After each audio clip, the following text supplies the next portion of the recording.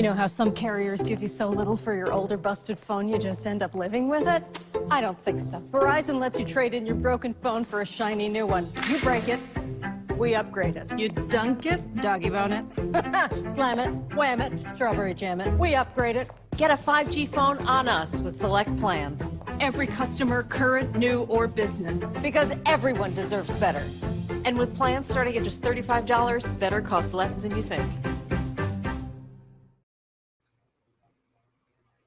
Hey, folks, today is Tuesday, December 21st, 2021. Coming up on Roland Martin Unfiltered on the Black Star Network. A group of coal miners, they are now calling on West Virginia Senator Joe Manchin to back the BBB plan after he said he is not going to vote for it.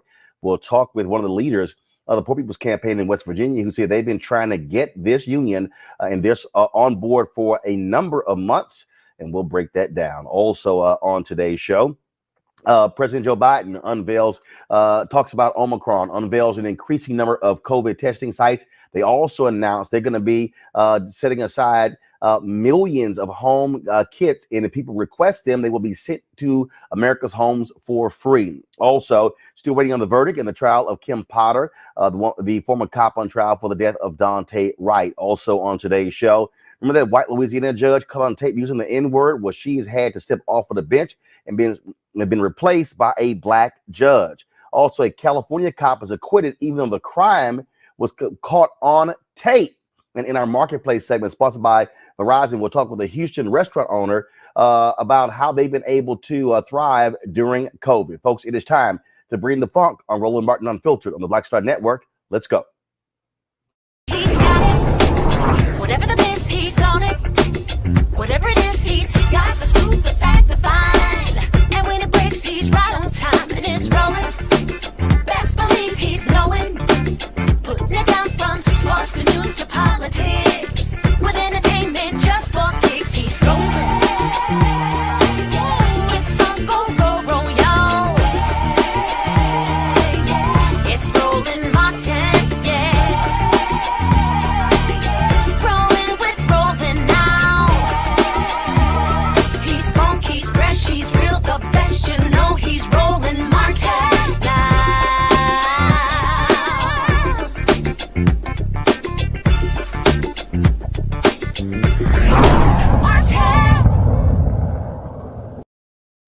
A union representing 80,000 coal workers, the United Mine Workers of America, they're calling on West Virginia Senator Joe Manchin to reconsider his stance to oppose the Build Back Better bill offered by President Joe Biden. They released a statement, and this is what they said. The United Mine Workers and Senator Joe Manchin have a long and friendly relationship. We remain grateful for his hard work to preserve the pensions and health care of our retirees across the nation, including thousands in West Virginia. He has been at our side as we have worked to preserve coal miners' jobs in a changing energy marketplace, and we appreciate that very much. The Build Back Better legislation includes several items that we believe are important for our members and their communities, some of which are part of the UMWA's Principles for Energy Transition we laid out last spring. For those and other reasons, we're disappointed that the bill will not pass. We urge Senator Manchin to revisit his opposition to the legislation and work with his colleagues to pass something that will help keep coal miners working and having meaningful impact on our members, their families, and their communities. Joining us right now is Jean Evans-Moore. She is the tri-chair of the West Virginia chapter of the Poor People's Campaign, and she says they've been trying for quite some time to get this union on board. Jean, welcome to Roland Martin Unfiltered. Thank you. I'm so happy to be here.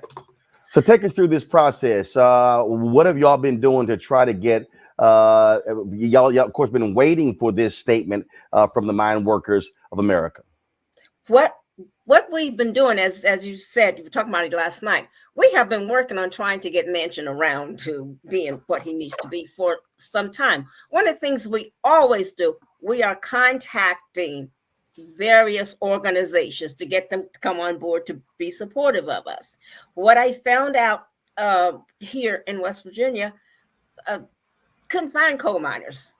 And I talked to somebody who's very involved in the coal mining community in Logan and thought, okay, he could do it. He says, not a coal miner. They will not.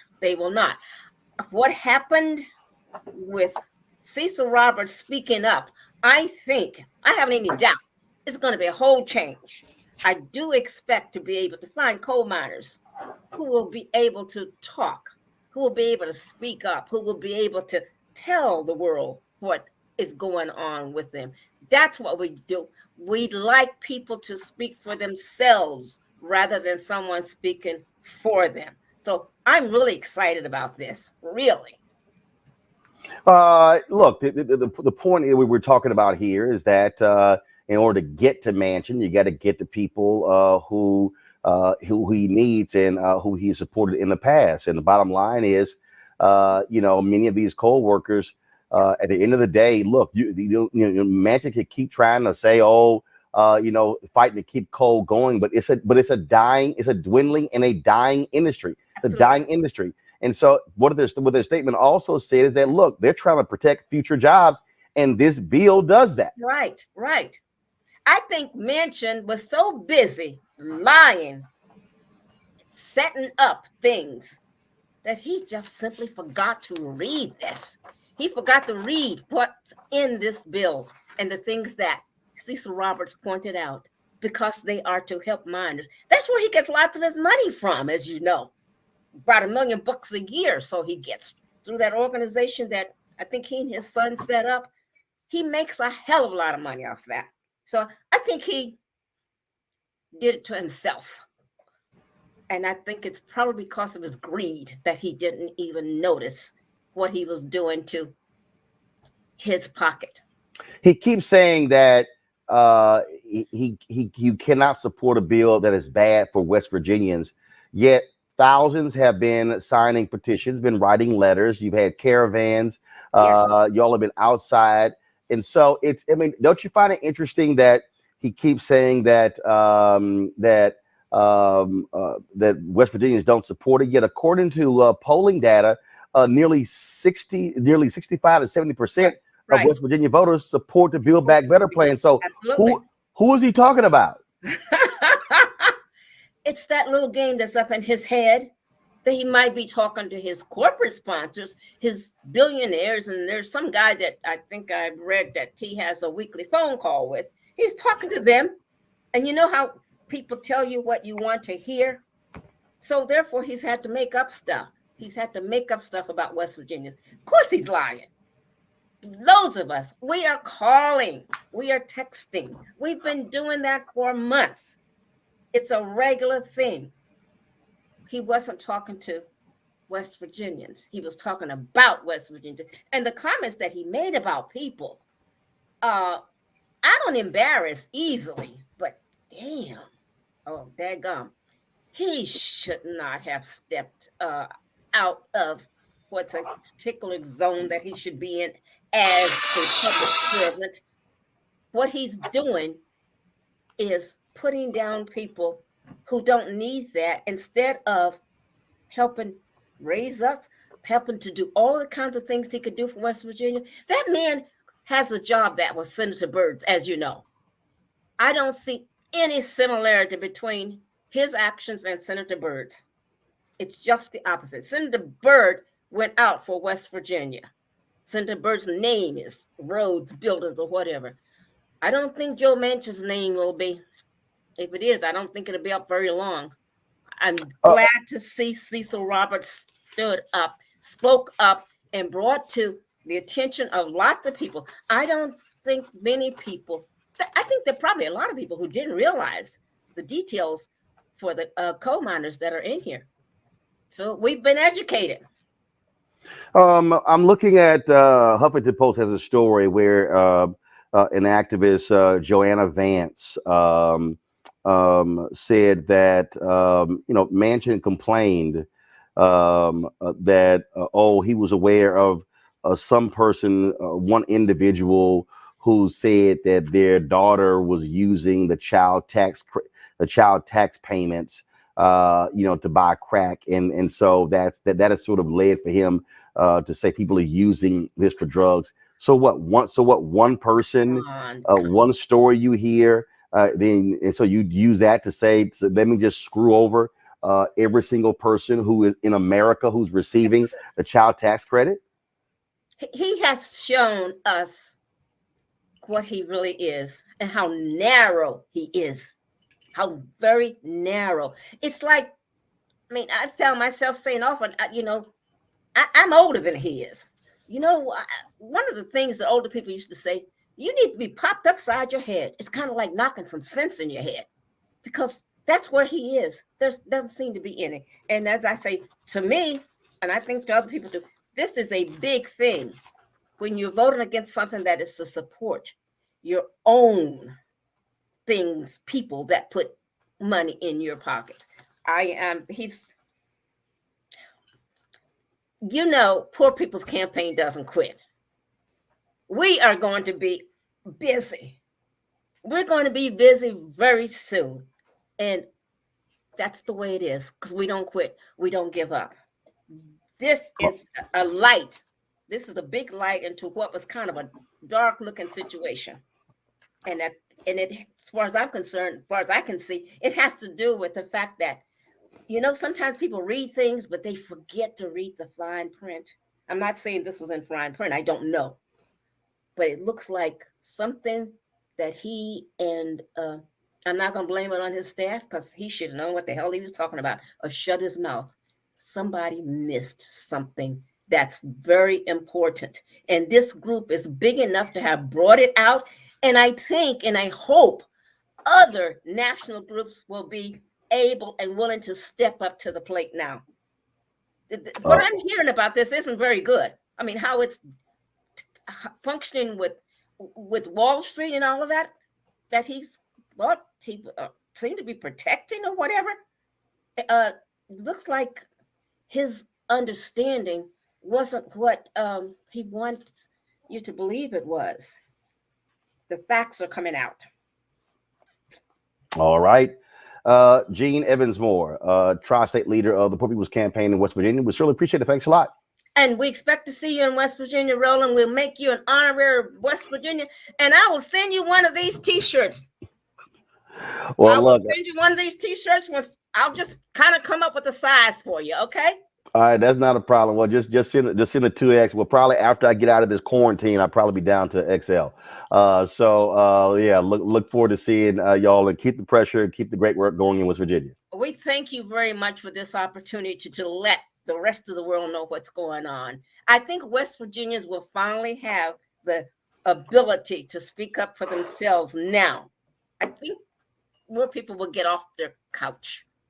All right. We certainly hope that happens. Thanks a lot. Okay, thank you. Okay, good night. I want to bring in attorney Xavier Pope, as well as Demario Simmons. Glad to have both of you here, folks. Here's the thing that is really interesting here. Also, Mustafa Santiago Ali. Glad to have you as well. So, folks, I keep saying this, and Demario, you're dealing with this here with Justice for Greenwood. There are a lot of people who say, man, look, all y'all out here making all this noise, you protesting, you having rallies, that stuff doesn't matter. But the reality is it does. That's the kind of constant pressure that has to be applied to these elected officials to get them to do right. No question, Roland, and thank you for being on the show, and thank you for having that young lady on to talk about it, because that's important to do the work in the streets, do the work in the boardrooms and the courtrooms. And it's also important to connect with people like you on the media that can get that story out. And it has to be consistent. We have to be able to be more than just about mobilizing for a moment or a week or even a month. We have to have organization. And that's what the Poor People's Campaign, have sustained action over a period of time. And it takes that, because we're against a very well-funded, very well-motivated opposition that does not want to see true justice and equity for everyone involved in America. So I appreciate you. I appreciate that young lady. I appreciate Brother William Barber and everybody that's fighting hard for justice. And Joe Manchin needs to do the right thing. I mean, just like you said, I'm here in Oklahoma. West Virginia is poorer than Oklahoma, and that's hard to be. These people need these services. They need these funds. They need these programs. And they are not entitlements. These are our own tax dollars that are going to help other Americans. They need to pass that bill today. It is very interesting to see the reaction, and you see how folks are willing to aggressively go after Manchin, Mustafa, because of him going on Fox News. And like always, what comes out of D.C., unfortunately, is always a conversation about process as opposed to what's actually in the proposed bill. Right. Exactly. It's amazing that Senator Manchin could continue to make so many mistakes, even if there's intentionality in those mistakes. West Virginia is 48th in employment, 50th in child care, 50th in public health. And inside of the bill, there are all kinds of things that could help to change that dynamic. Could help my family, who are coal miners in West Virginia, and a whole bunch of other folks. So inside of the bill, there's actually resources to help with black lung. My grandfather worked in the coal mines for 40 years, came up out of there with black lung like so many other folks. There are resources in there to actually build on the coal fields, to bring manufacturing opportunities there. So Senator Manchin, do you not care about economic opportunities and manufacturing so you can actually create new sets of jobs and be a leader in that space? Because if West Virginia doesn't feel it, I guarantee you other states will actually do that. And then there was also the opportunity that was in there around unions. West Virginia is one of the leaders in unions, has been historically. And for him not to support a bill that supports West Virginia, that supports Appalachia, makes no sense whatsoever, unless you put into the formula that he is literally making millions and millions of dollars. He's the individual on Capitol Hill, whether on the Senate side or the House side, who receives more money from the fossil fuel industry than anyone else. And we know there are some characters up on Capitol Hill that have sold their soul for a few pieces of silver. So when we look at in totality, it makes absolutely no sense for him not to be supporting the Build Back Better bill and actually asking for it to be enhanced instead of being the individual who has shrunk it down time and time again. Look at the bill. People kept changing the bill because of him to make sure that would be in alignment with the things that he said that he could support. Xavier, this might be it. CNBC has this story that they just posted. Senator Joe Manchin's Political Action Committee saw a surge in corporate contributions this fall ahead of his decision to oppose this. His leadership received 17 contributions from corporations in October, 19 in November. Yeah, I think that Joe Manchin thought he was serving some corporate interests in terms of his contributions, but then you also saw corporate America respond. The Goldman Sachs quickly responding and then downplaying in terms of what the growth of the economy, in terms of the GDP growth, instead of being 3%, being 2%. And so it wasn't just the response of citizens and we find out what's in the bill. It was the corporate response to what's happened in the bill and the outlook on the economy that now is changing the tenor of this of the debate and what Joe Manchin is doing. It shows that he was reckless. He shows that he made a calculation based on his political future and also posturing, putting himself on Fox News.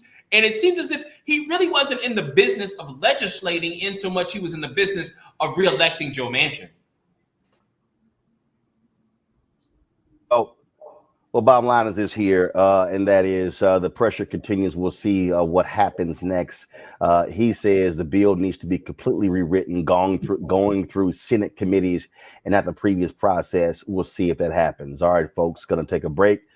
We come back more on Roland Martin Unfiltered on the Black Star Network, including a judge out of Louisiana who has had to step down, replaced by a black judge because she was busted on a videotape using the N-word. Also, President Joe Biden talks about the Omicron variant, announces 500 million home kit are going to be sent to any American family that requests it. We'll discuss all of that next right here on Roland Martin Unfiltered.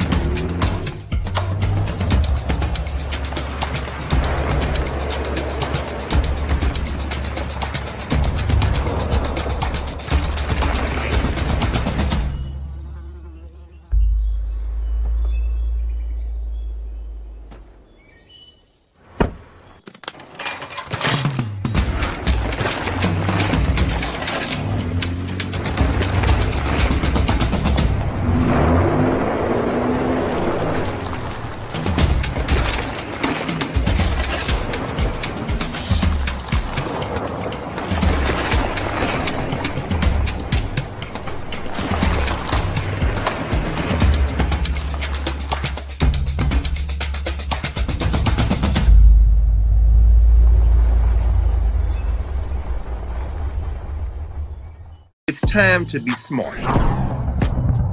Roland Martin's doing this every day. Oh, no punches! Thank you, Roland Martin, for always giving voice to the issues. Look for Roland Martin in the whirlwind, to quote Marcus Garvey again. The video looks phenomenal, so I'm really excited to see it on my big screen. Support this man, Black Media. He makes sure that our stories are told. See, there's a difference between Black Star Network and Black-owned media and something like CNN. I got to defer to the brilliance of Dr. Carr and to the brilliance of the Black Star Network. I am rolling with Roland all the way. Honored to be on a show that you own. A black man owns the show. Folks, Black Star Network is here. I'm real revolutionary right now. Roland was amazing on there. Stay black. I love y'all. I can't commend you enough about this platform that you've created for us to be able to share who we are, what we're doing in the world, and the impact that we're having. Let's be smart. Bring your eyeballs home. You can't be Black-owned media and be scared. You dig?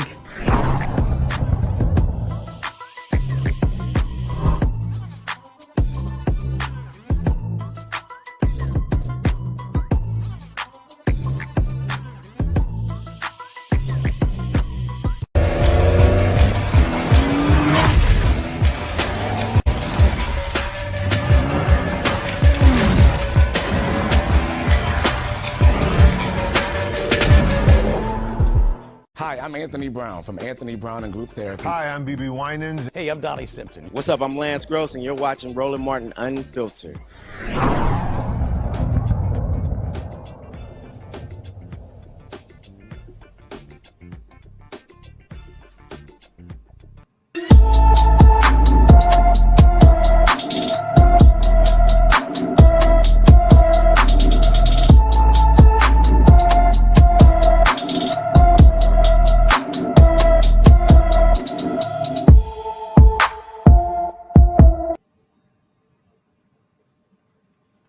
Folks, Tabitha Queen, the 29-year-old mother of three, has been missing since May 10th, 2021 from Bastrop, Louisiana. The family of the 5'4" tall, 240-pound woman just wants to find her for Christmas. Tabitha has black hair and brown eyes. If you know anything about Tabitha Queen's disappearance, you're encouraged to call Bastrop Police at 318-281-1322, 318-281-1322. Today, President Joe Biden went before the cameras to talk about the Omicron variant. The cases are exploding all across the country as folks are testing positive as a result. This is what he had to say from the White House. That lay out the steps the Vice President and I are taking to prepare for the rising number of cases experts tell us we can expect in the weeks ahead. First, how concerned should you be about Omicron, which is now the dominant variant in this country, and it happened so quickly? The answer is straightforward. If you're not fully vaccinated, you have good reason to be concerned. You're at a high risk of getting sick. And if you get sick, you're likely to spread it to others, including friends and family. The unvaccinated have a significantly higher risk of ending up in a hospital or even dying. Almost everyone who has died from COVID-19 in the past many months has been unvaccinated. Unvaccinated.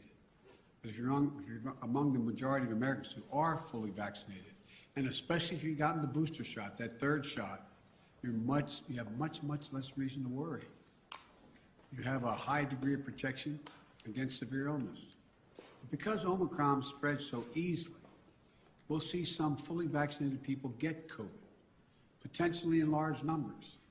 There will be positive cases in every office, even here in the White House, among the vaccinated from Omicron. But these cases are highly unlikely to lead to serious illness. Vaccinated people who get COVID may get ill, but they're protected from severe illness and death. That's why you should still remain vigilant. According to our doctors, even if you're fully vaccinated, you should wear a mask when indoors and in public settings. Now, let me tell you about the additional steps I'm ordering today to take on what is coming. I know you've heard a lot of this in the news already this morning. 3 weeks ago, I laid out a COVID-19 action plan for this winter. that prepared us for this moment. Today, we're making the plan even stronger. First, we're setting up our vaccination and booster efforts. We're stepping it up significantly. In the past 2 weeks, we've seen the highest vaccination rates since last spring. And we aren't as vaccinated as a country as we should be, though. That's why we have added 10,000 new vaccination sites on top of the 80,000 sites that we already had in place. And even more will open in January. I know there's some parts of this country where people are very eager to get their booster, where it's harder to get an appointment, So starting this week, I'll be deploying hundreds more vaccinators and more sites to help get the booster shots in people's arms. I've ordered FEMA, the Federal Emergency Management Agency, to stand up new pop-up vaccination clinics all across the country where you can get that booster shot. We've opened, we've opened FEMA vaccination sites in Washington State and New Mexico recently as cases have increased. And today, I'm directing FEMA to stand up new sites in areas where there is a high demand. These steps are going to help us add more and more booster appointments and just over the next few weeks. I also want to say a word to parents. If your children are not vaccinated, please get them vaccinated. If you're a parent, understandably, who waited to see how the first shots went with other kids before getting your own kid vaccinated, you can stop waiting. 6 million children in our country, ages 5 to 11, are vaccinated. Get your children protected today, now. And for those parents out there who have a child that's too young to be vaccinated, that is under the age of 5,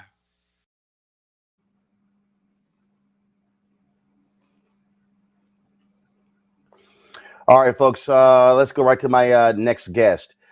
She is out of Silver Spring, Maryland, Dr. Melissa Clark. She's a co-founder of LAC Coalition Against COVID. Dr. Clark, glad to have you here. And so let's talk about. Hi, Roland. That's the Black Coalition Against COVID. I'm sorry. I'm sorry. They had this wrong in the script. So let's get right to this whole thing here, because this is where I'm sort of confused right now. A couple of weeks ago, the White House was challenged on about sending home COVID tests.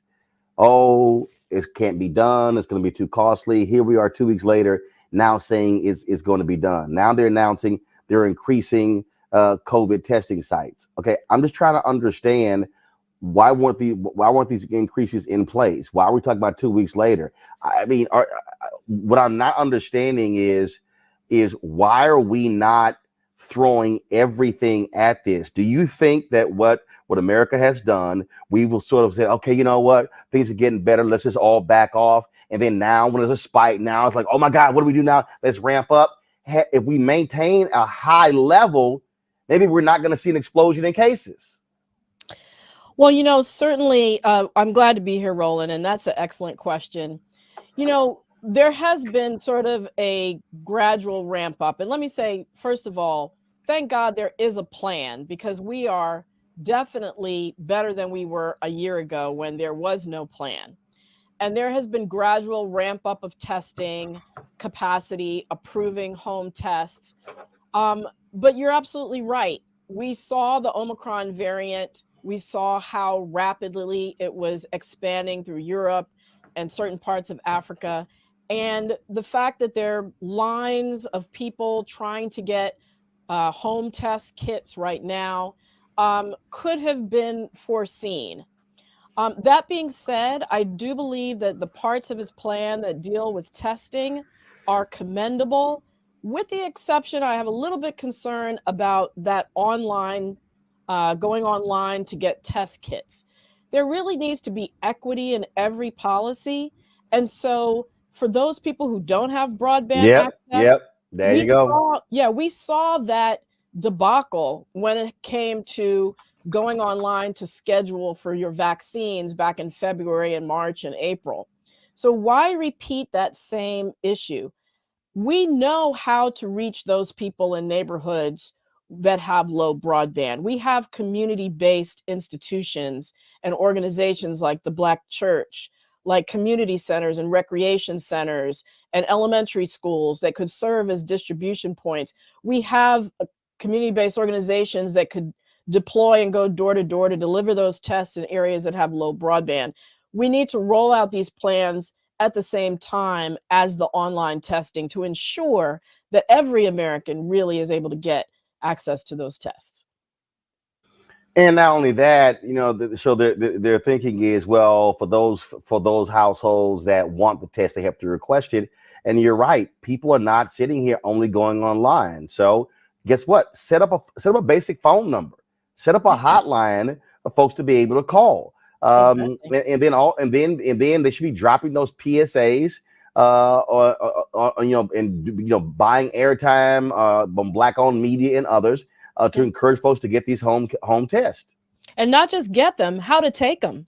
We're in the process of developing videos for how to make sure that you know how to use the home tests, because it's a 5-step process. Not everybody has the same literacy ability, health literacy ability to understand the instructions and execute it correctly. So, you know, there's more to it than just, you know, making the test available online. Absolutely. And so, you know, I think this is important. And also, I think what has to happen is this is just, I think as a country, we've got to, frankly, be at DEFCON 5, if you will, whatever the highest level, and say we're going to stay there for the minimum next 2 years. Because see, this whole yo-yo, this whole thing, oh, let's open up, things are getting better, oh my God, we got to pull back, whatever. That, to me, that is also what contributes to where we are, because people get lackadaisical. Folks just sort of begin to you know, just, oh, you know, everything is going fine. We saw the rush for folks wanting back with football games and basketball games and concerts, and now we're seeing what's turning into super spreader events. I mean, I'm seeing, you know, look, I'm sitting here in quarantine right now for testing positive, and just more and more people are doing it every single day, and the numbers are climbing. Yeah, and I think, you know, there's been an effort to balance people's mental well-being, our economic well-being, and our public health well-being. But I think the messaging around that has to constantly say these situations are fluid and changing, because once you take away a mask mandate, it's really hard to reinstitute it. Just as you said, people's behaviors lag behind the advice. And when they lag behind the advice, that's when you see rapid increases in cases taking off like we see now. But it's still really important to be very careful in public spaces in terms of wearing your mask, even in small, you know, getting together with your friends and teenagers that are having sleepovers. These kinds of things can quickly become super spreader events, especially if people are not vaccinated and boosted. Yeah, but you still got these people who say masks don't work. I can't tell you how I keep seeing these folks all over social media, people with significant followings who say, why are we doing these masks? There's no proof they actually work. There is plenty of proof that they actually work. We see states and communities that have carried out the mask mandates. We see that rates of cases and case spread are much lower when you compare on a macro level from community to community. They definitely work. And I know those same people have not been in the trenches with healthcare workers, seeing the cases overrun hospitals and people being put on ventilators, because I guarantee you they would change their mind when they see how devastating it can be to contract a severe case of COVID and potentially die. They work. Well, I think it's a whole lot of stuff that we certainly have to do. Any questions for my guest, Mustafa Demario Xavier?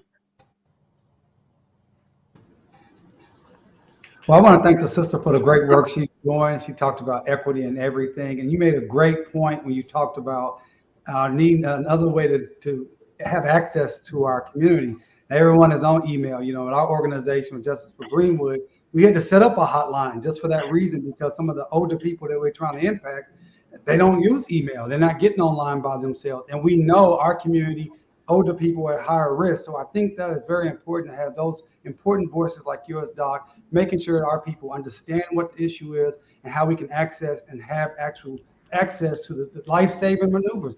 One of my clients and partners, Dr. Tiffany Crutcher, yesterday, on the 14th, her mother, a year ago on the 14th, went into the hospital with COVID, and she never made it out. And we talked about that yesterday because she was right there on the day when the vaccinations were coming on market, but she got sick beforehand. So we don't want to see that happen to anyone else in this country. Absolutely not. And, another thing that I often hear on social media is, well, why should I get vaccinated? Because people are getting sick who get vaccinated anyway. And, what I always say is when you're going out into sub-zero weather, you're going to want to layer up. You're going to want to have your long johns, your sweaters, and your down coat. That represents mass physical distancing and a vaccine. Are you going to feel cold? Sure, you'll probably feel cold, but you're not going to die of hypothermia.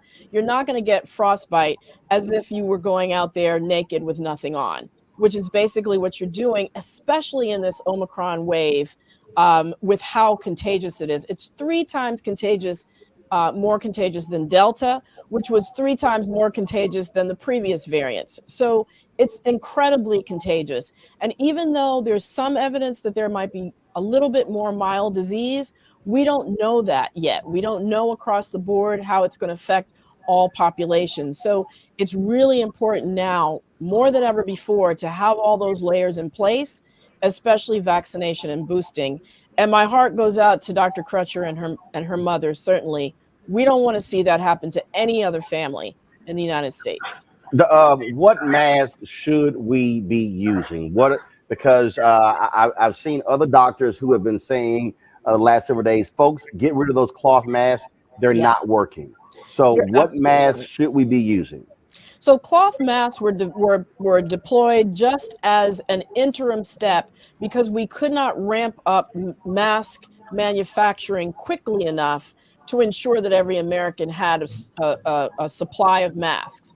Now that we have the KN95 masks and the N95 masks available in drugstores and other retail outlets, those are what people should be using. So KN and N95 are fine. Yes, absolutely. And surgical masks. And if you only have one surgical mask, or I should say, if you're using a surgical mask, it's important to double up on the surgical mask because that makes them more effective. Or if you have a cloth mask and a surgical mask, double up. Xavier or Mustafa? Yeah, when I keep thinking about our seniors and the technology gap that's there and the information gap that's there, and getting them vaccinated and then getting them boosted with the changing of information. Roland talked about the going back and forth. How do we get information to our seniors to make sure that they are on board with the information that they're receiving to be protected? And also, we don't even know, I don't necessarily think they're aware of the proper mask and how do we get proper campaign out to our communities that have been hesitant and then now may feel even more distrustful, particularly of the government, of different age groups based on the changes and what's going on with Omicron.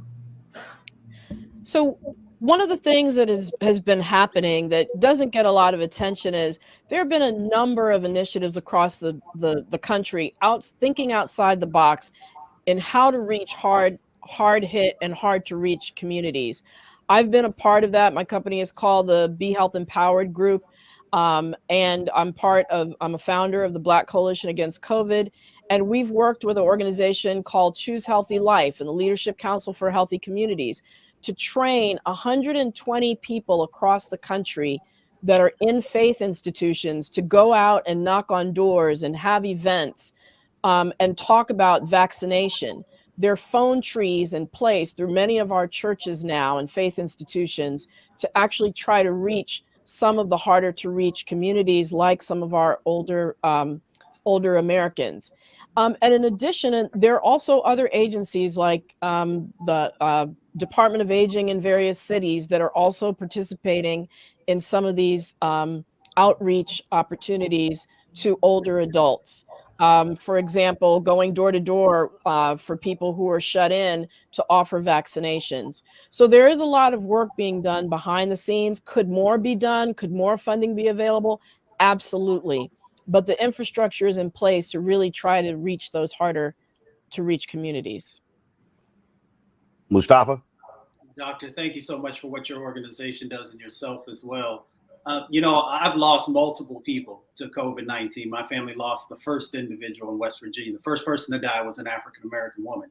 And I'm curious, even when we went through that, it still took some work to get the rest of the family to make sure that they got vaccinated. So my question is, do we need to have some type of accountability partners inside of our families, inside of our organizations, to make sure not only the folks who are not yet vaccinated are vaccinated, but also then staying engaged to get people to make sure they get the boosters?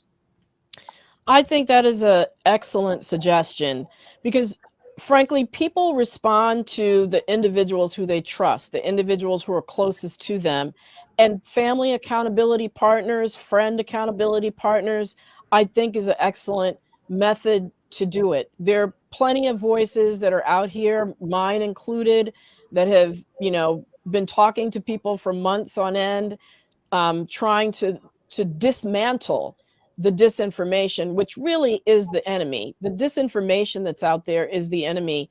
And people tend to build these echo chambers of disinformation around themselves because social media, as we know, serves up to you exactly what you want to hear based on your history. So really breaking through that bubble of disinformation is really what we have to do for our community, which, you know, we know is mistrustful and has reasons to be mistrustful of a government that has seemed to never want to do right by us, now saying, oh, here's this great vaccine that's going to help you out. But we have to understand that this is a worldwide pandemic. This is being offered to everybody, and it has clearly been shown to keep people out of the hospital and keep them from dying overwhelmingly. All right, then. Well, I certainly appreciate the work that you are doing, Dr. Melissa Clark. Thank you so very much with the Black Coalition Against COVID. Thanks a lot. All right. Thank you all. Be safe and happy holidays. Folks, when we come back, we're going to talk about the racist white judge in Louisiana caught on video using the N-word, and she's like, oh, I took a sedative and I don't recall anything. Well, she's now been replaced by a black judge while she is being suspended. We'll talk about that next on Roland Martin Unfiltered. Also, Marilyn Mosby, a state's attorney in Baltimore, she said, you know what? I'm sick of your bullshit, Governor Larry Hogan. She is calling his constant attacks racial dog whistles. I'm going to play you some of her clapback today against the governor.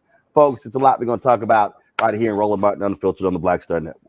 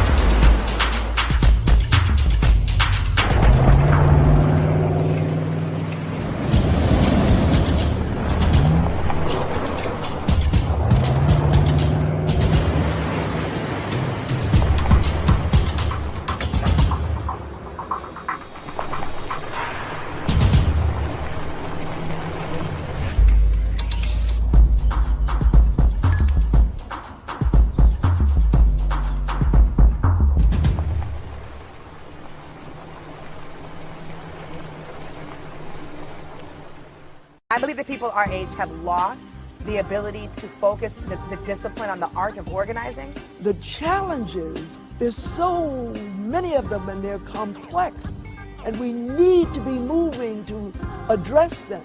But I'm able to say, watch out, Tiffany. I know this road. That is so freaking dope.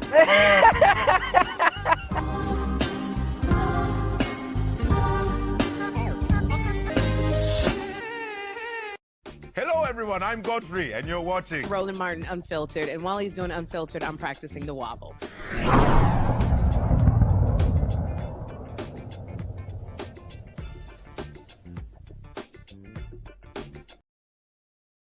All right, folks. The Louisiana Supreme Court, they have replaced Michelle Odinette, Lafayette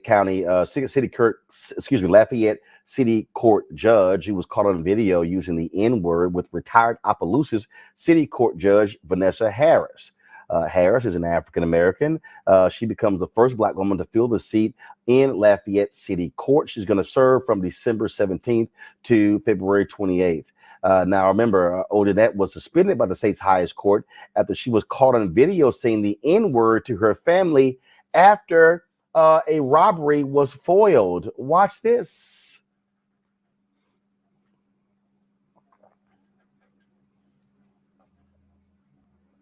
Oh, shit. Mom goes, why are the lights to your When I truck pull on? up in the whip, they be saying, God I'm damn. like, why are your lights on? They're like, pull up, pull up. And mom's yelling, nigger! Nigger! Kid, we have a nigger. It's a nigger. Like a roach. Look, oh, that's me. No, that's I came from the backside. Look, he trips over the He trips twice. He tripped twice. I was the only one running. That's me. Kenny was standing. I'm the one that took him down. Kenny's just standing there. He lied. That was his wallet. Yeah. That's my phone where it fell out. Look, Mom. The dude had a phone on him. We should have taken his phone and stolen from him, that fucking asshole. And now I'm going to grab a gun. Go and get the gun. It's important. Very important. As me and Austin maintain control of the situation. The great thing is we've got video. We've got look, they're with the car. Wait, look, there's And look, here comes there's Rebel. Want to play fetch? Rebel like this is. Now, after the video came out, Odinette said, damn, I'm sorry. I didn't mean to take the racist sedative. I meant to take the other sedative. She says she has no memory of that. Yeah, okay, gotcha.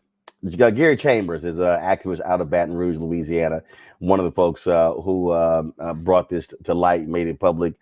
Gary, always glad to have you back on the show. But seriously, dude, I took a sedative. Now, normally, if you take a sedative, you're sort of knocked out. She was wide damn awake in that video. Roland, and like you said, I don't know no pills that make you speak what's truly in your heart. Now, I do know that a drunk mind speaks sober thoughts. So that if you had something that had impaired you, the only way that was going to come out of you is if it was in you. Well, now we also, it's just, it's hilarious in terms of watching this whole deal. Now, the Orleans, now you have another development where you have the Orleans DA who is calling for a review of all of her cases when she served as prosecutor. Williams is a great district attorney in New Orleans, a progressive DA, and it is right. But every case that she saw as a prosecutor while she worked for the Orleans District Attorney's Office is now under review. But furthermore, here's the question. How do you appoint someone like that back to the bench where 70 to 80% of the people who come before her in the court that she serves in are African American, and every lawyer that comes in there is going to say, look, I can't take my client before this judge. At the end of the day, Roland, she has to go. The question is, how quickly is she going to go? Yeah, I mean, I absolutely agree. And again, you know, we talk about this all the time. And certainly Xavier, DeMario, and Mustafa will bring you in on this as well. I mean, this is the thing that we always talk, we deal with when you have these racist judges. In this case, here's somebody who's now busted on video, and it's like, oh, that's not who me and my husband are. Well, wait, well, but nigga, sure roll out your mouth real easy and call him a roach and everything. Yeah, Roland. She also, when there was a quote of a hip hop song that was by a white hip hop artist that is basically cosplaying being black. When I roll up in the whip, they be saying "goddamn." So there is a layer of basic blackface and using the racial slurs.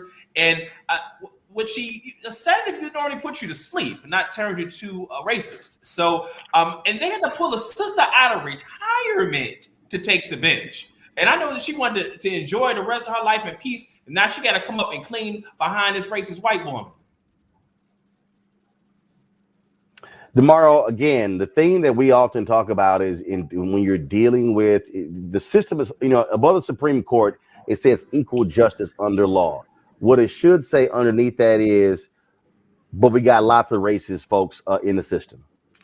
No question. I think we need to back up a little bit. First of all, I'd like to know who dimed her out, because I thought she was just there with her kids. So shout out for the person that dimed her out. Number two, if you listen to the video, her son is quoting what the mother was saying that night, not about what she was saying right then. She said, Mom was saying N-word this, and then she actually added to that. I think that's real key that we understand and not allow her to say, oh, well, I took this sedative, which we know is just crazy.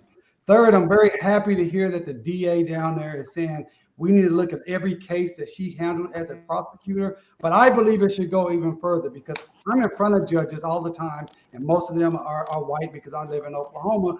And if you have a judge, as Brother Pope just stated, that utilizes that type of racial slur, I don't think any white person should ever say, I try not to say the word at all, period, but I'm certainly not a white person. That person needs to be off the bench, but they need to review all of her cases as a prosecutor and a judge that involved African Americans, period. Well, I take it a step further. First of all, let me say it's good to see Brother Gary on the show. And the other part is that she needs to be disbarred. And I know there's a process that you have to go through for that. But this is not the type of individual who should be representing anyone in the legal system.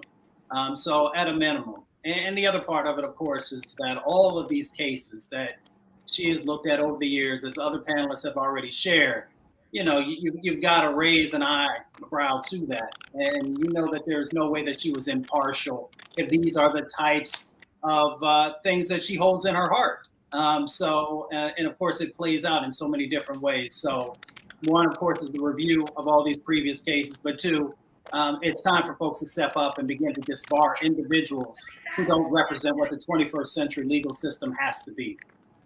I will just add that the steps to review her cases would probably lead to the disbarment, as opposed to the things that she actually said in terms of violating any ethics laws in that particular state. So that would be the process of her disbarment.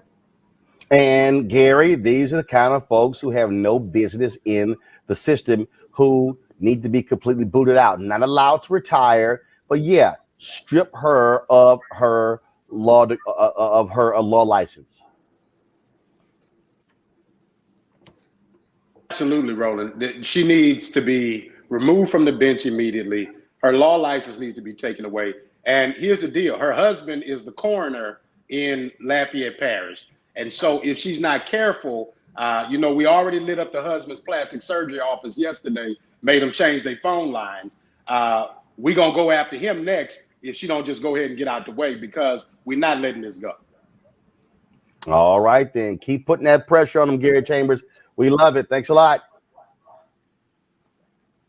Thank you, Roland.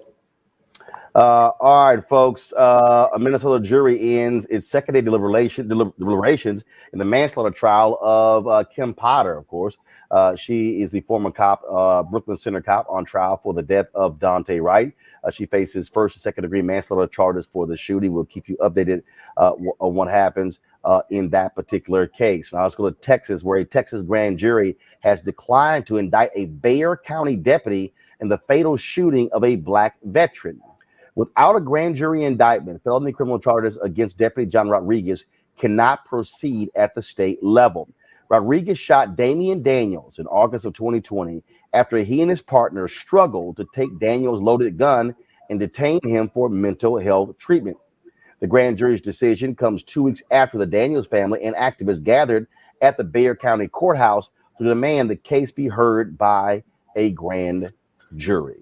So that case there. All right, folks, let's also talk about this story from Walmart. Of course, while shopping for the holidays, a mother in Kentucky noticed these black dolls were more expensive than white dolls at Walmart. The black dolls cost 50% more than the white dolls. Well, Walmart has apologized. They lowered the price of the white dolls to drive up sales.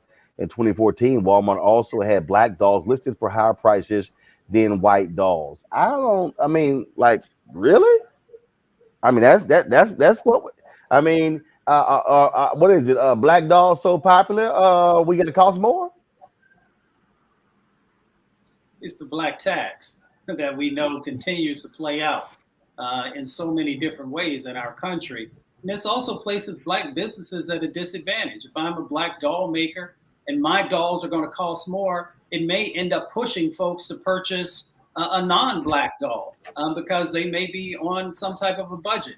So there are so many different ways that this disproportionately impacts both on the economic side, on the mental health side, and a number of other ways. That's how we doing, DeMario? Like charging $14 more for a black doll? Well, you know, it just really shows the anti-blackness that's throughout our entire society. And so Walmart would say, look, not too many people want to buy a black doll. We all know the famous experiment of putting a black doll and a white doll in front of the little kids. And most of the kids, even black kids, were selecting white dolls. So what we have to do is say, hey, this anti-black bias that exists at all levels, as Brother Mustafa just stated, we cannot tolerate it. And if this is the same type of a doll and you have a $14 gap, that's a big problem. That sends a message to the black community and to black consumers that, hey, if you want to get something that looks like you, you're going to have to pay this amazing, terrible premium. And that's something we cannot tolerate, period. I want to talk about this story here where McDonald's has settled a racial discrimination lawsuit filed by one of its longtime black franchisees. Herb Washington, former Major League Baseball player, filed suit against McDonald's, saying that he was being denied and was being hurt by the company when it comes to owning restaurants. McDonald's purchased 13 of his restaurants for $33.5 million. This is a federal lawsuit. And at one point, he owned 23 McDonald's restaurants. And again, according to this story, in exchange for his agreement to exit the McDonald's system and dismiss the lawsuit, McDonald's purchased his 13 restaurants for $33.5 million. They said it was a fair price for the restaurants. Quote, the court did not find that the company violated any laws.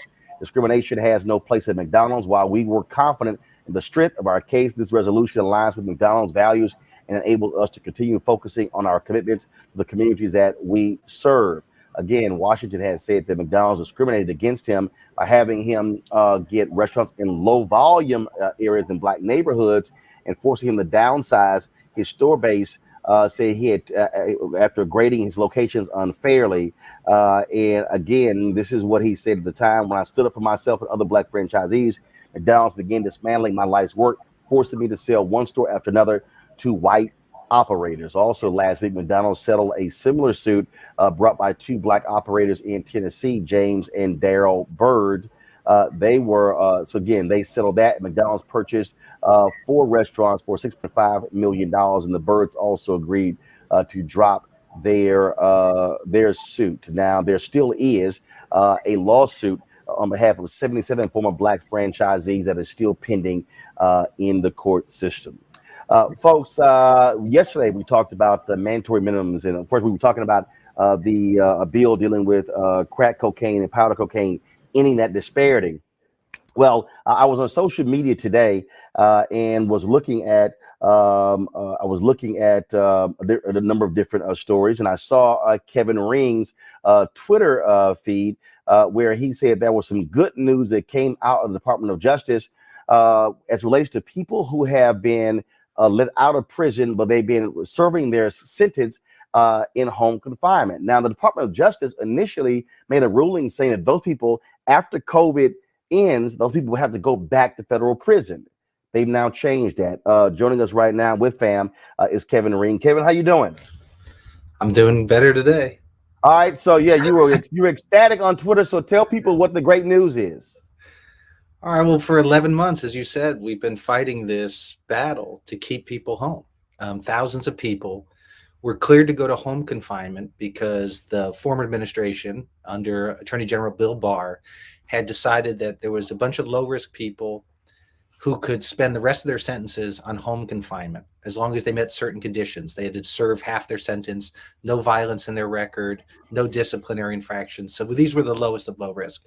They sent these people home. Most of them have been home for over a year and a half now. They've got jobs, they're paying taxes, starting families, starting jobs, all the rest.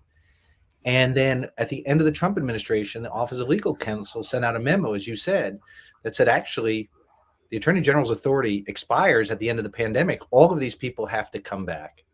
And so for the last 11 months, we've had thousands of families just sweating it out, not knowing if in a few months from now, they were going to wake up with their families or back in a prison cell.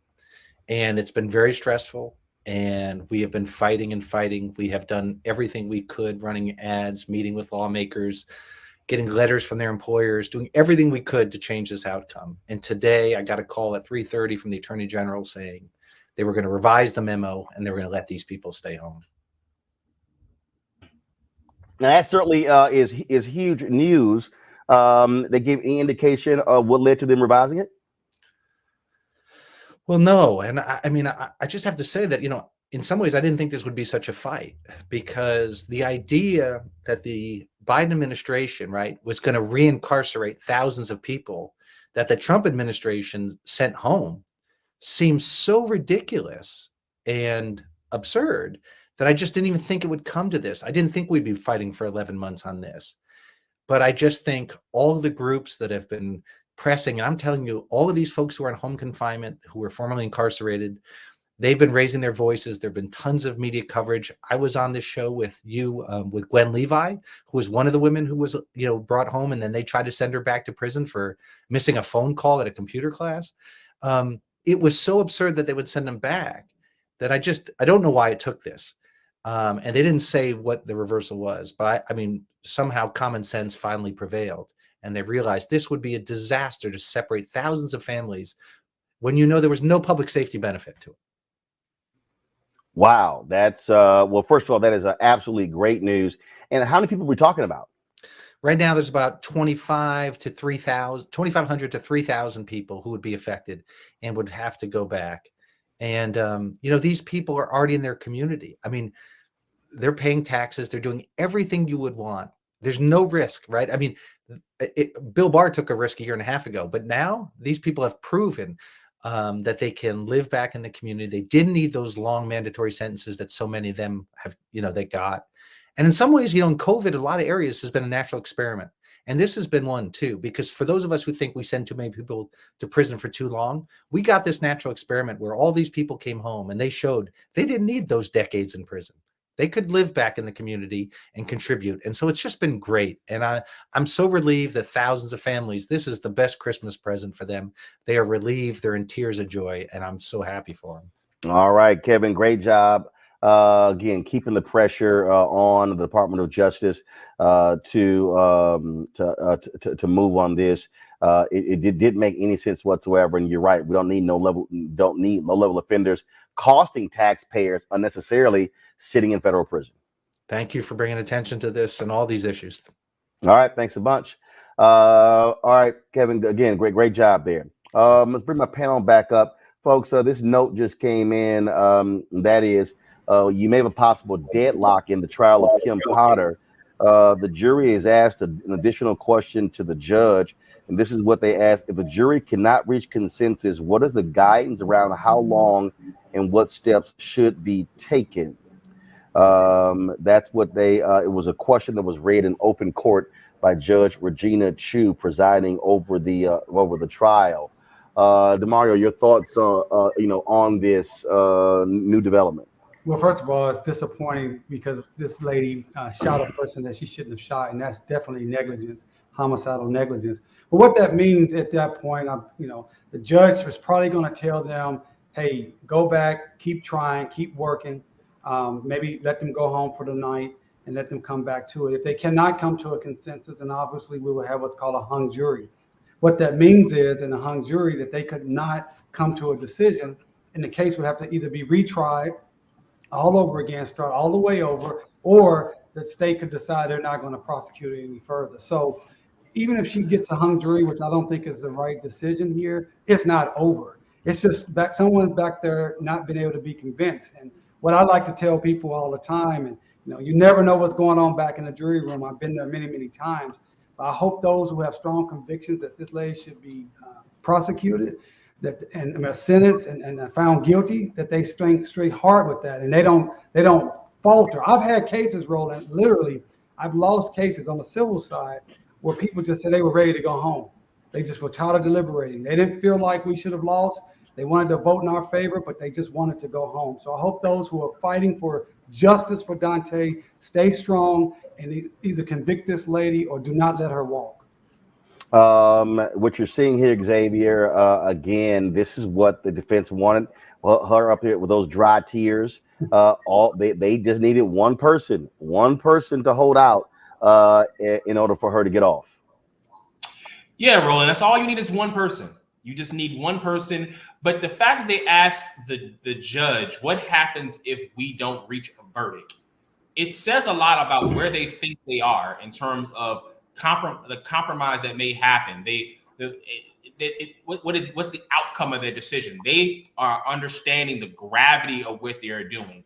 And Kim Potter's the Rittenhouse tears on the stand, maybe have worked on a particular jury. Jury nullification is a thing for particular juries that may be predisposed or biased toward the process. Now, this, like our previous panelist said, send them home, bring them back. And I know they asked another question about some conversations that Potter had with a psychiatrist or a therapist, and to be able to determine what her state of mind was, to be able to needle in what some of the charges were. So I don't think this is over yet, but this is not a good sign. Mustafa. If I make a mistake and kill somebody, more than likely there are going to be significant penalties for me. The exact same thing has to play out here. Her defense is, I made a mistake. Well, we can accept that you made a mistake, but there also has to be repercussions for that mistake that you made. You took someone's life. You pulled someone over, her partner pulled someone over for having an air freshener in their car, and then he lost his life. So for me, this is very serious. And you don't want to set these precedents where other police officers can just say, well, I made a mistake, so I shouldn't be found guilty of taking someone's life. And the thing about it is, when you say a police officer made a mistake, Xavier and I, with lawyers, when we make a professional mistake, we have to be held accountable. She's not just some regular individual out there who made a mistake. She was trained for this. She had worked on this position for over 15 years, and it has to be some form of accountability. But I just want to say another thing that Xavier brought up. He brought up the term jury nullification. Jury nullification. This is something that can also be used in a positive manner for us as Black people. When you're on that jury, you want a Black person on there, 2 Black people on there, hold out and make sure the prosecution is actually doing everything to the Constitution for those Black people that they're prosecuting. And you can say, I don't believe that this Black person has received a fair trial. Therefore, I am not going to convict them. We have to be strong enough to do that when we get on these juries, because this entire system is set up to prison. The entire system is set up to allow these injustices to happen. And when we have the opportunity, they're very far and few between, but when we have that opportunity, stay strong in your conviction and don't just go with the herd. Don't just go with the other juries. Stay strong and use jury nullification in our favor when justice requires it. And I'll add this piece too, because you talked about the standard and being in the training of being a police officer. And I've said this plenty of times on your show, Roland, that there needs to be, our laws have to be able to be changed, just like so many other professions, whether it's finance or whether it's other industries. If you don't meet a certain standard and you fall short of that standard, there's a criminal penalty to pay for that. And we're making it harder for cops if they don't meet that standard, because we're basing it on them having sort of their training. So if you have training and you're not meeting that standard, you don't meet that, how are you not criminally liable for that in other industries, but it's not for police officers? We need to clean that up, because that is a great area in our law that's allowing police officers to get off for shooting people for an air freshener and calling it a mistake.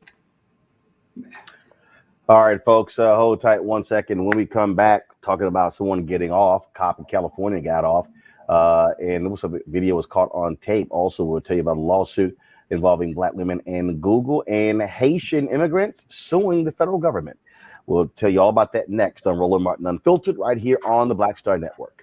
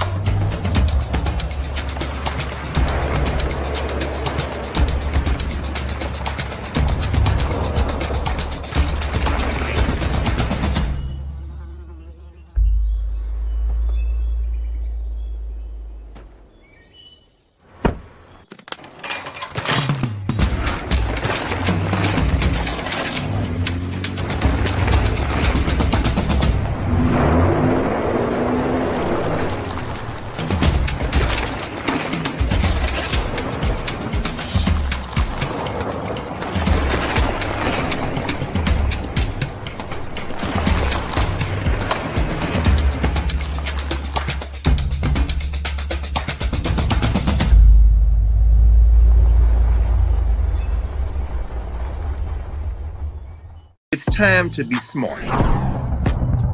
Roland Martin's doing this every day. Oh, no punches! Thank you, Roland Martin, for always giving voice to the issues. Look for Roland Martin in the whirlwind, to quote Marcus Garvey again. The video looks phenomenal, so I'm really excited to see it on my big screen. Support this man, Black Media. He makes sure that our stories are told. See, there's a difference between Black Star Network and Black-owned media and something like CNN. I got to defer to the brilliance of Dr. Carr and to the brilliance of the Black Star Network. I am rolling with Roland all the way. Honored to be on a show that you own. A black man owns the show. Folks, Black Star Network is here. I'm real revolutionary right now. Roland was amazing on that. Stay black. I love y'all. I can't commend you enough about this platform that you've created for us to be able to share who we are, what we're doing in the world, and the impact that we're having. Let's be smart. Bring your eyeballs home. You can't be Black-owned media and be scared. You dig?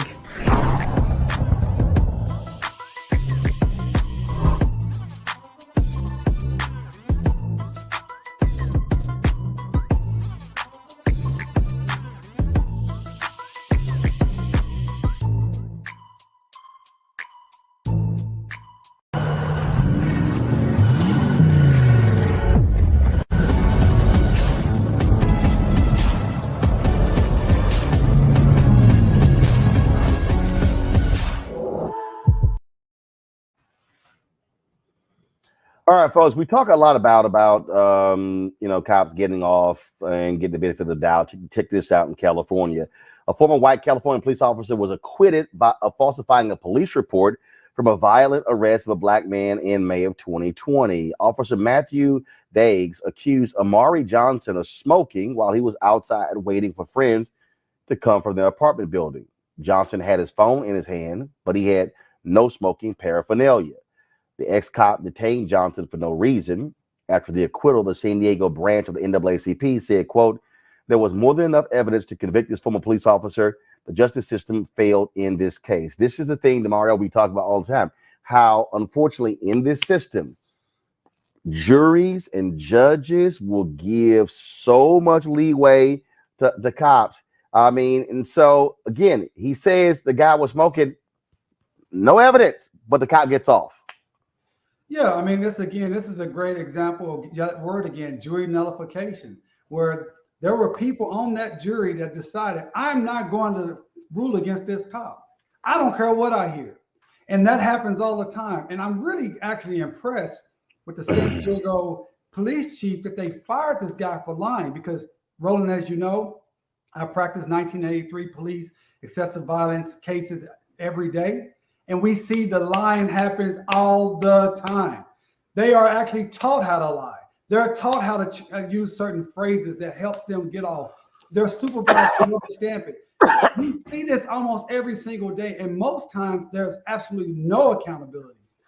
And one of the things that we always talk about is even body cameras. We say, oh, we need body cameras. Obviously, it's better to have video than not. But that is not the silver bullet, because this was on video. This shows that this guy was lying about this young man, and we see many, many cases like that we're dealing with right now every single day in that jury nullification scenario. What does that mean, right? That's what the brother Mustafa said earlier, the black tax. That's what we're up against. It's unfair, it's unjust. We got to continue to fight. We cannot get disheartened. We cannot get discouraged. As you say, Roland, in your promo, which gets me hype every time I hear it. If you're black-owned media, you can't be afraid. Hey, if you're a black person in America, you can't be afraid, because the reality is we're going to have these injustices, but we must continue to fight. We must continue to speak out. We must continue to stand for our rights and our dignity at every opportunity, even when we have these blatant losses. According to the police report, Xavier, he said that he saw this man smoking, yet nothing was discovered. Nothing at all. So how do you see somebody smoking if you can't find any evidence of the smoke? Roland, I just talked about this in our last segment. If the jury instructions about what violates the law is relating specifically to just a layperson on the street, the jury in their mind, particularly if we know the juries have been historically biased, they're going to put in their mind what an average person would do and what a police officer would do. And even seeing evidence, they're not going to match it up to the jury instructions. So if the laws change, and if you're a police officer and you do these things and you violate this, then you have now committed a crime. That speaks directly to what the jurors are supposed to do to directly associate their activity with criminal behavior. So if juries in their brain are thinking that cops cannot commit a crime, no matter what they see, the jury instructions are not going to line up in terms of criminality that they can hold a police officer accountable. That's why we have to change our laws to be able to be specific about what is criminal about cop behavior that violates the rights of black people. You know, Mustafa, every time we do one of these stories, and again, when you have these cops who are lying on these reports, this happened in La Mesa, and yeah, I thank goodness La Mesa fired him, saying, and it's like, dude, you lied on the police report. Yeah, I mean, any police chief who's worth anything, he's going to get rid of these types of folks. Now, we know it doesn't happen everywhere, but there are some who are holding folks accountable. The problem is when we go toward these criminal situations that are going on, that things don't turn out the way that we normally would assume that they would. So the other part of it, and again, the brothers who are on the panel with me, they're practicing attorneys. I am not. The other part of it is the civil suit, which I hope comes to be. And I hope that folks continue to utilize that as one of the tools in trying to make sure that justice or some form of justice actually plays out. Look, I mean, it just, I keep saying, lie in that report, you should automatically get the boot. All right, y'all, let's talk about this other lawsuit. Google's under investigation of the California Department of Fair Employment and Housing for racist and sexist treatment towards black female workers. The civil rights agency is interviewing several black women workers and reviewing emails that may have discriminatory and harassing content. This is not the first time the tech giant has been under the fire for the mistreatment of black workers. A leading artificial intelligence researcher claims she was fired in last December over an email she sent in March. A group of Google employees claimed when they reported racism and sexism, they were told to take a mental health leave. And so we'll let you know what happens with that California Department of Fair Employment and Housing investigation. A group of Haitian immigrants, they're suing the Biden administration over its horrid treatment of migrants at a makeshift camp in Del Rio, Texas. Monday's lawsuit provides firsthand accounts for migrants who had been in the encampment and had been confronted by Border Patrol in September. One account includes testimony from one plaintiff who says she was terrorized by officers on horseback. Over 11 migrants have testified to the treatment they endured earlier this year. Now, and this is real interesting because, when the Biden administration announced that they were negotiating with the ACLU over a lawsuit that was filed by Mexican migrants, but it will show a lot of folks who were all upset and how dare they. But will those same black folks say anything and defend these Haitian migrants and them wanting to sue the federal government? What you think, Mustafa? I think the answer is no. I think that when it comes to Haitian brothers and sisters, we have always seen that folks have not aligned themselves in the same way that they have for others. And there's nothing wrong with folks supporting others who are dealing with these injustice situations. But, you know, we got to take care of home. And our Haitian brothers and sisters have been through all these natural disasters and a number of other things that have placed them in some very precarious situations. So it's time for folks to step up. Xavier. I mean, the Haitian community, the people of Haiti have been isolated by the international community since they declared their own independence and from the world, and they have been economically strapped. And we've used this whole rationale of them not seeking political asylum based on the way they're situated in the world. And it's time for us to be able to recognize our brothers and sisters that are coming there. And our country needs to be able to give more resources to that place to be able to make sure that country is being economically viable. Number one. Number two, we have to be able to stand up for our own.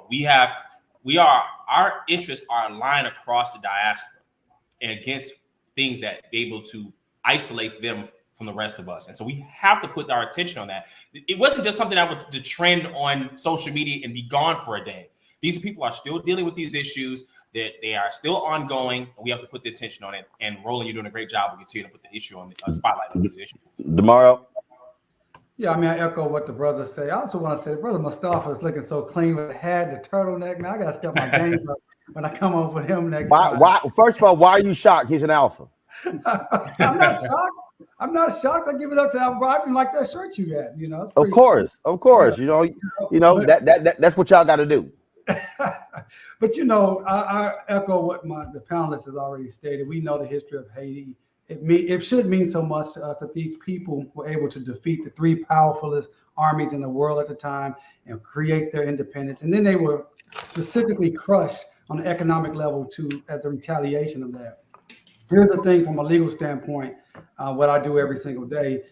When you come to this country, you should have an opportunity to prove if you should be here or not. That's just the standard for anybody that comes here, illegal and otherwise. They didn't get that opportunity, and they were treated as chattel slavery. We saw all the pictures of the people with the horses and looking like they were hitting them from the horses. So I hope they get an opportunity to go through the legal process. I hope they have some fantastic attorneys. I'm sure they do, and I hope they get just compensation for what happened to them. Got to ask y'all this here. Former Chicago Mayor Rahm Emanuel was confirmed to be the next ambassador to the United States for Japan. There was a 48-21 roll call vote. Just 3 Democrats, Senators Elizabeth Warren, Ed Markey, and Jeff Merkley voted against him. Does Rahm Emanuel deserve to be representing the United States in Japan, Xavier? Now, you know, Roland, I'm from Chicago, and he was the mayor here in Chicago, and he wasn't able to run for mayor again because the city was going to run him out of here because he held and covered up the murder of Laquan McDonald by Jason Van Dyke for 13 months. And someone who does that, who I know that they ship him out the country, but it doesn't make a difference. You've disqualified yourself from being in a position. And why? And they did it in the middle of the night, Roland, when no one was paying attention, and this happened. And you had to be able to, his connections, his political standing, if it was so great, why'd you have to do this in the middle of the night? DeMario? No, I think he's an accessory to murder after the fact. I mean, no question. Holding that video, which was horrendous, and we all saw it, and for him to be actually rewarded with such a wonderful ambassadorship. I mean, going to Japan is one of the best places in the world to go and be an ambassador. I was really disappointed. I'm a fan of Senator Booker and Senator Warren. I was really disappointed that they voted yes to move him through, because this is a person, Senator Booker, who was on the forefront of trying to get the George Floyd Policing Act pushed through. How could he vote for someone who was the antithesis of the George Floyd Policing Act? This guy was actually literally covering up the murder of Laquan McDonald. And I'm just really disappointed to see that they voted for him. Still a fan of Senator Booker, but definitely disappointed in that particular vote. All right, folks. Hold tight 1 second. We come back. Our marketplace segment where we talk with a Black restaurant owner how to continue thriving amidst the craziness of this international COVID pandemic. You're watching Roland Martin Unfiltered on the Black Star Network. Don't forget, y'all, download the app, the Black Star Network app. Of course, it's on all the platforms: Apple phone, Android phone, Apple TV, Android TV, Roku, Samsung Fire Stick, Xbox. All of those. Our goal is to get 50,000 downloads by the end of this month. And so tell a friend, download that app, please. In addition, please support us in what we do by joining our Breeder Funk fan club, where every dollar you give goes to support this show. Cash App, $RM Unfiltered. PayPal is R Martin Unfiltered. Venmo is RM Unfiltered. Zelle is Roland at RolandSMartin.com. Roland at RolandMartinUnfiltered.com. All right, y'all. I'll be back in a moment.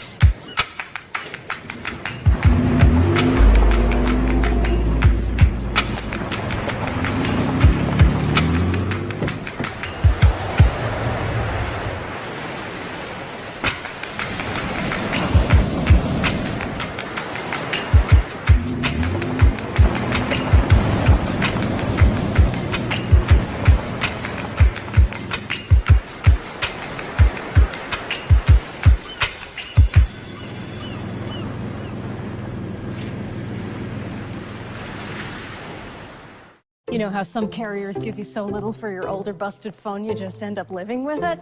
I don't think so. Verizon lets you trade in your broken phone for a shiny new one. You break it, we upgrade it. You dunk it, doggy bone it, slam it, wham it, strawberry jam it, we upgrade it. Get a 5G phone on us with select plans. Every customer, current, new, or business. Because everyone deserves better.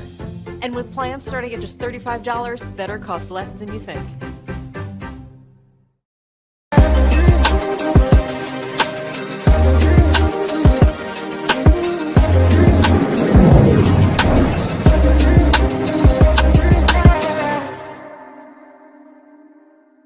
All right, folks, with the on again, off again mask mandates, people, should they go in, indoor restaurants, sit outside, what do? Man, it makes for a real difficult for a lot of industries, but especially our restaurant industries.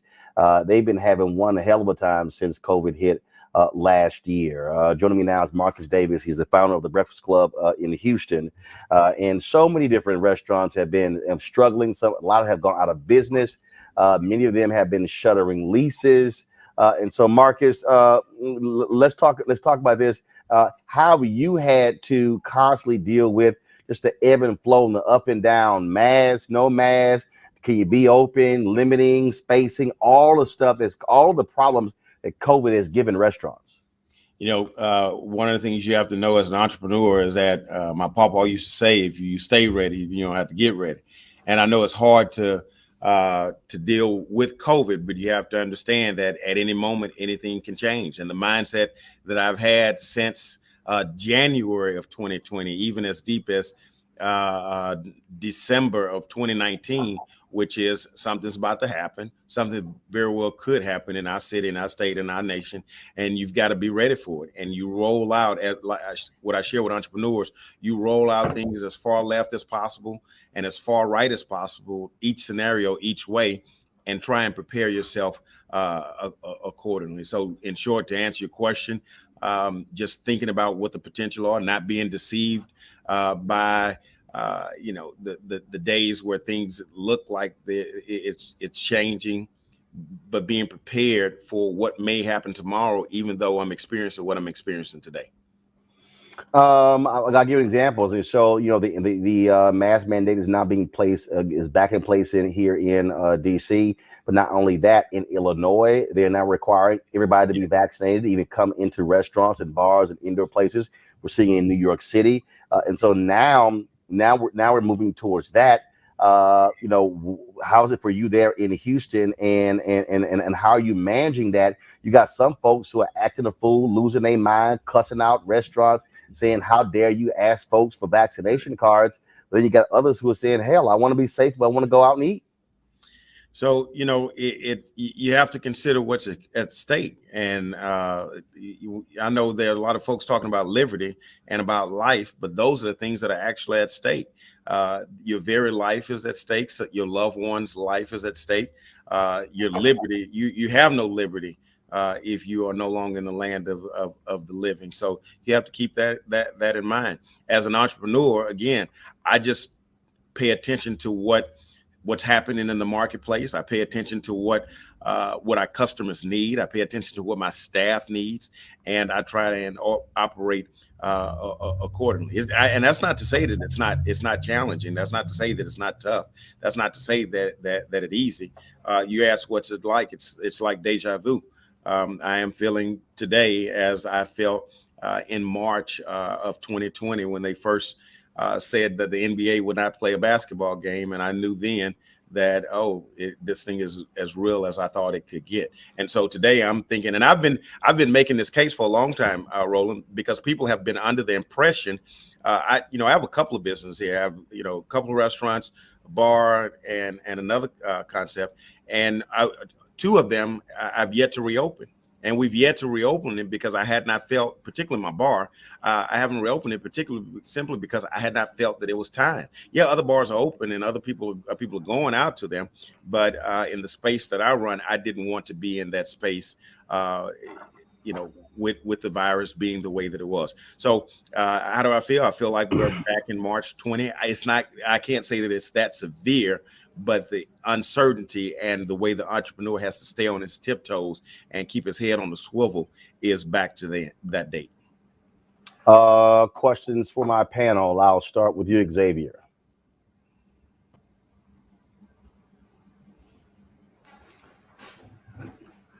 When to stop, and how are you dealing with employees and morale, and maybe some of the other legal issues that you face in terms of running your business?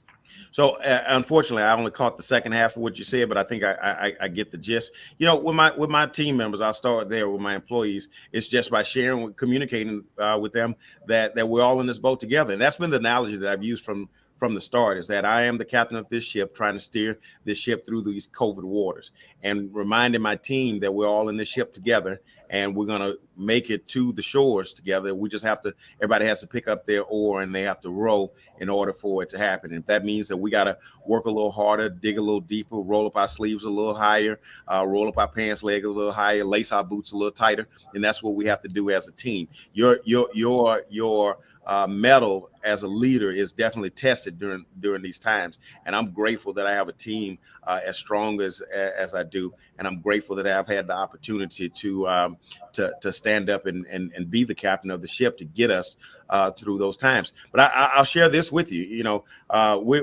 This fall makes 20 years in business, and one thing I can honestly say is that the other 19 years of being an entrepreneur helped pave the way for the moment that we're in now. You got to remember, I'm in that dirty South, baby. I'm in that third coast. So I've been through everything from Hurricane Ike to Hurricane Harvey to Tropical Storm Allison, and then all the stuff along the way from the Enron debacle to the 2008 crash. So as an entrepreneur, I made sure that I learned from each and every moment that we had in the life of our business, and use that as a way to prepare for the next one. You mentioned legal, you mentioned a couple other things. After Hurricane Harvey, I gave speeches about the importance of making sure your books were in order, making sure that your CPA is on point, making sure that your legal counsel, your legal representation is on point, and making sure that your insurance is up to par.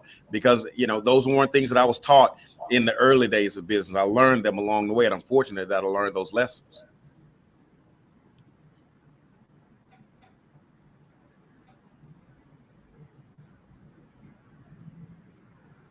Hey, I'll jump in if there's nobody want to talk. Come on, jump right in, baby. Jump in. I thought you passed a collection plate for me. I'll jump right in. Hey, man, good to talk to you. Heard about your restaurant. I got two questions. One, as far as my business and with my teams, we've been able to just work all remotely. We're still all working remotely. Obviously, you cannot do that as a restaurant. How are you keeping your team safe from when you have these individuals that want to come to your restaurant and they don't want to, do what's necessary to be safe? So how are you keeping your team safe? And are you dealing with any legal issues with that? If you require your team to have vaccinations, et cetera? That's my first question. My second question, as a proud Black bald-headed former football player, vegan, want to know when the vegan items are coming on that menu so I can never. Don't talk to me. Roland, don't let him influence you, man. I understand where y'all coming from, but come on. I've been to the Breakfast Club. I'm talking to the entrepreneur. This is your show, but it's his restaurant. Never. All right, let me answer your first question. How am I keeping my team safe? By being who I am, by being a taskmaster.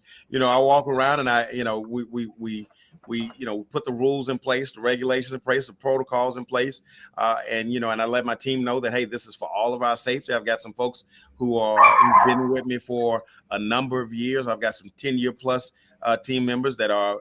I've got some team members that are 70 and above. I've got some team members that have had or still have pre-existing conditions, and I share that. If we're going to operate as a team, then we have to operate as a team. We have to look out for each other's best interest, and that means, one, we protect each other with our mask on, and it also means that, two, we make sure that the guests are operating the way we ask for them to operate. And being a family-friendly restaurant where it's a whole lot of hugging and laughing and touching and all that kind of good stuff, it gets a little hard. And I've had to, remind some of the team members, hey, we got to make sure that we stay safe because we got to be here tomorrow for these same people. And, and it's worked. The question about vaccination, we found out how we could get all of the things that our team needed, from masks to vaccination to tests. We found out how we can get those things, make them available for our team. And we did just that. And fortunately, we were able to get the majority, the lion's share of our team to participate. We didn't mandate it inside of the store. We asked for cooperation, and for the most part, we got cooperation. Now, with regard to the vegan question, never. I think I froze. Yeah, you did freeze. I think that was my impersonation of me of my screen freezing.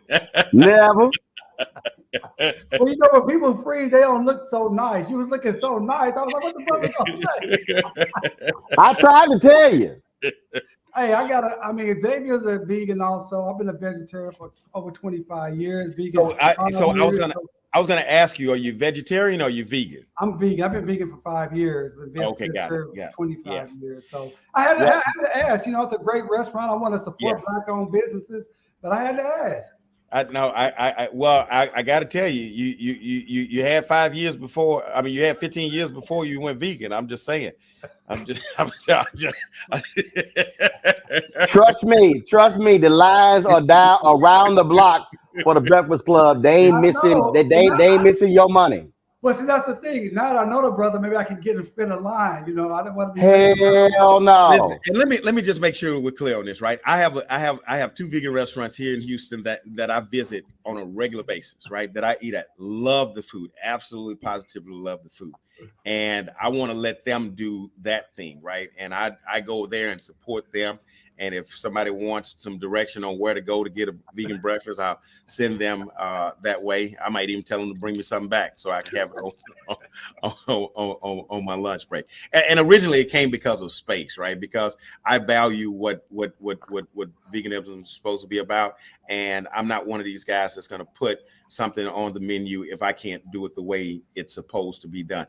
In short, I'm not going to cook your. Now we do have I'm